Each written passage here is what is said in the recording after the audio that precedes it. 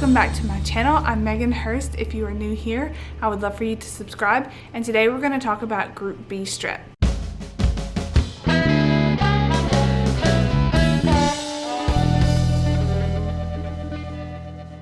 Okay guys, so at 36 weeks I tested for group B strep and I tested positive. So first off, let's talk about what group B strep is and why you are tested for it during pregnancy. So group B strep, I'm going to read you the definition from Google.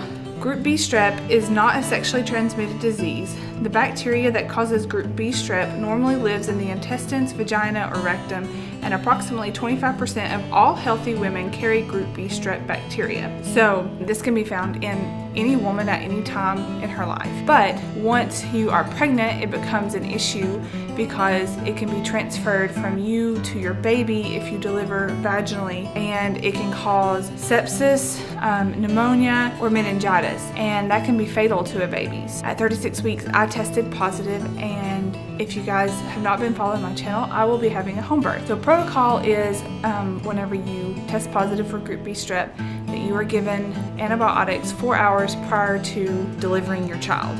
So, although that cannot be guaranteed depending on how fast you deliver your baby, that is the protocol for it. So what they're trying to do is give the baby a head start with antibiotics going through you to prevent the things that I mentioned before that can happen to a baby after coming in contact with group B strep. Now, statistics say only 1 to 2% of babies that are born and come in contact with group B strep will develop those things. But, you know, if you are that 1 to 2% and your baby comes into contact with group B strep and has one of those things, you know, that could be deadly and it's scary. But on the other hand, being introduced to antibiotics, one, when you're pregnant and your immune system is kind of weak already, it just messes up your gut microbiome, and that can cause you to have health issues later on, like being sick and stuff, and it's going to be harder to heal. Also, introducing your newborn baby who doesn't have very good gut bacteria at first of life anyways, it can cause a lot of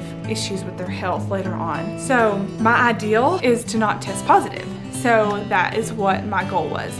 I asked my midwife if there was anything that I could do, and she said that we could retest after I did a few of these things. So I'm just going to talk about what I did that helped me to test negative and get rid of group B strep. Okay, so the first thing that I did was I talked to our holistic doctor. I just wanted to see if there was anything natural that we could do, and I was on a time crunch, or felt like I was. I had my daughter, my first daughter, Selah, who's 19 months old. I had her at 37 weeks and 1 day. So I wasn't sure when this baby will come. I've already made it past that. I'm at 38 weeks and 4 days now. It is not something that I am completely concerned about now, but at the time I thought this baby could come any day and I really want to get rid of this as fast as possible. And by the way, I tested negative with her my first pregnancy, so this is all new. This was all new to me whenever I tested positive with this pregnancy. So anyways, back to what my doctor said. She is certified with homeopathic remedies, so I'm not really sure what she gave me, but all I know is that what she gave me was something, or in these vials right here. So I would not do this without a doctor's supervision, because I think that you can do worse if you don't know what you're doing. So she gave me these 3 vials, and one was for strep B, the group B strep specifically. One was for the vagina, and then one was for my placenta, because group B strep can also be internally. If that's the case, then it's even worse for the baby. So she gave me those. I took those for 3 days, but I didn't want to just rely on that. I wanted something that I could do daily to get rid of this stuff. I wanted it to be gone. So I took the test on 36 weeks. I didn't find out until I was 37 weeks pregnant that it was positive. So I asked my midwife if we could retest after I had tried some homeopathic remedies, and she said yes. So we retested. It takes 3 or more days to get the results back. So I just got the results back today and I was negative. So I did these remedies for about a week before, hold on, I think that I might have my timeline wrong. Maybe I tested at 35 weeks. No, I tested at 36 weeks.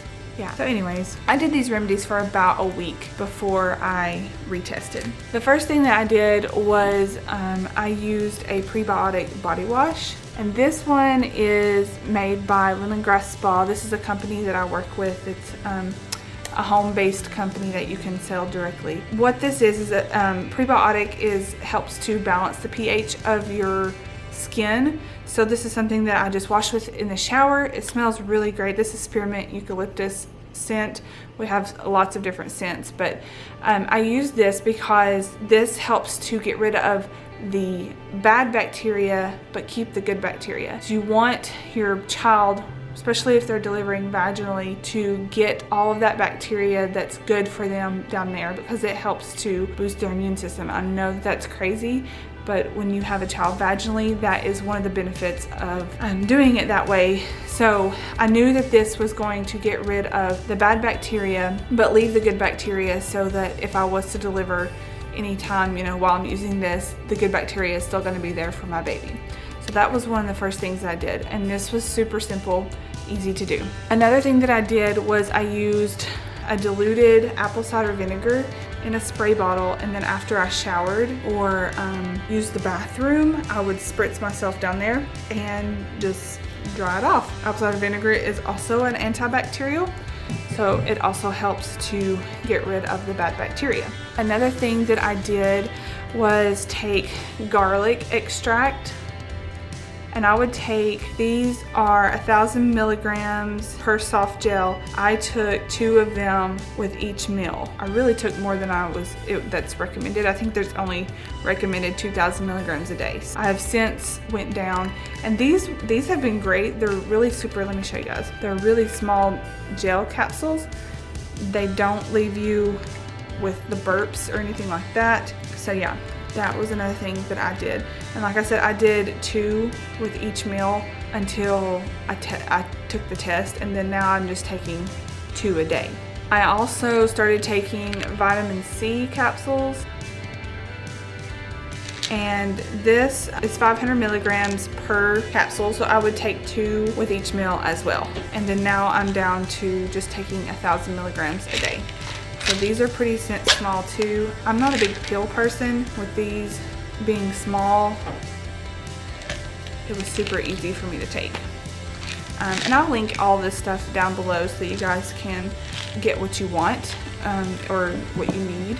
Another thing that I did, which I have been doing, is just taking some vitamin D drops.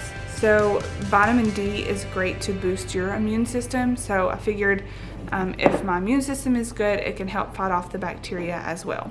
So those are just real easy. You just take the vial and you just drop down in there. And I take 3,000 IUs a day. I think that's IUs. Yeah, so 3 drops. Really simple for me to do. One of the recommended things that I saw on a blog post for natural remedies to cure or get rid of group B strep was taking a probiotic. I didn't have a probiotic.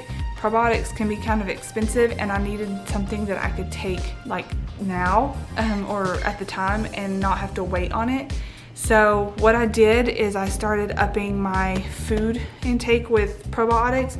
So I did a grass-fed organic yogurt, and this stuff is great. I'll mix like a little bit of cinnamon with it and a little bit of my vanilla protein collagen powder, and it tastes so good. Another thing that I did is I started eating sauerkraut and mushrooms, just things that are really good for your gut, that are really good pre or probiotics for your stomach, and are going to help to get rid of the bad bacteria but keep the good bacteria. Okay, another thing that I did was the night before I tested, I put a garlic capsule inside vaginally, and that was recommended to do. I switched our lubricant from like a normal lubricant that I've had to just coconut oil, because coconut oil is supposed to be antibacterial as well. So that's something that I was able to just easily switch over. I just put a little bit in the jar, keep it in the bedroom. I also would sleep without underwear. Still have been doing that, and I don't typically like to do that. I like to have pants or something on. I've just been wearing a nightgown without underwear because bacteria grows in wet, moist areas. So I just wanted to try to air out everything that I could to keep that bacteria from growing. So this stuff can be done prior to taking the test in the first place, leading up to, usually you take the test between 35 and 37 weeks pregnant. If you're in a hospital and you test positive, they're going to give you antibiotics no matter what. So if you don't want the antibiotics, then I would start this before 35 weeks so that you are prepared to test negative whenever you have the test done. If you are having a home birth and you can, your midwife will allow you to test again, and you test positive, you can try this stuff after your test. But like I said, this stuff is great for preventative. I was not prepared because I tested negative with my daughter, and I just didn't even think that I would test positive. So I was not prepared for all of this, but I was really excited to get the results back today that they were negative after the second one. So yes, it was great. I don't have to do antibiotics now, which means I don't have to have a needle stuck in my arm on top of labor pains and all that stuff. So I'm really excited about that. I hope you guys found this informative and helpful for you. If you haven't already, I would love for you to subscribe to my channel to follow along on this journey. This channel is all about motherhood and trying to live a happy and healthy life with my family and our community. So I hope that you guys get something out of this. Don't forget to leave me a comment below. Did you guys try any of this stuff to prevent a positive test for group B strep, or did you get a positive test and have to go back and test again? Were you allowed to? I would love to know what you guys have gone through. I like to hear your guys' stories, and I always comment back, so don't forget to do that in the comment section below, and give this video a thumbs up so that helps my channel. I will see you guys in the next video, and hopefully it is a labor and delivery vlog. Bye guys.